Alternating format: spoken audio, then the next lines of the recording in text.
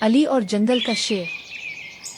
प्यारे बच्चों, आज मैं तुम्हें एक कहानी सुनाती हूँ, एक छोटे से लड़के अली की, जो एक गांव में अपनी बीमार माँ के साथ रहता था। अली बहुत गरीब था, लेकिन दिल का बड़ा बहादुर और ईमान वाला। रोज सुबह वो जंगल में लकड़ियां काटने जाता, ताकि कुछ पैसे कमाए और दवा लाकर अपनी माँ को दे सके।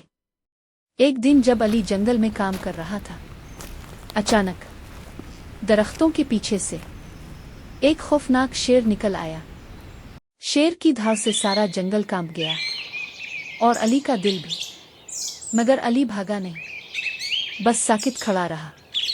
इसके हाथ में एक छोटी सी कुल्हाड़ी थी, मगर वो जानता था ताकत से नहीं, बस दुआ से बचा जा सकता है। वो एक दरख्त के पीछे छप गया और आंखें बंद करके अल्लाह से दुआ मांगने लगा।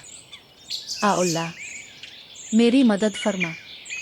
मेरी माँ अकेली है, मैं इसके लिए जीना चाहता हूँ। प्यारे बच्चों, अल्लाह ने इसकी दुआ सुनी। शेर जो पहले गरज रहा था, अचानक राग गया, सूंघने लगा और फिर वापस जंगल में चला गया। अली की जान बच गई, क्योंकि इसने अल्लाह पर भरोसा किया और हिम्मत नहीं हारी। फिर वो थका थका लेकिन मुतमईन दिल के साथ लकड़ियां लेकर घर वापस आया। इसकी माँ ने इसके सर पर हाथ रखा और मुस्करा दी, और वो दोनों माँ बेटा शुक्र के साथ मिलकर अल्लाह के हुजूर दुआ करने लगे।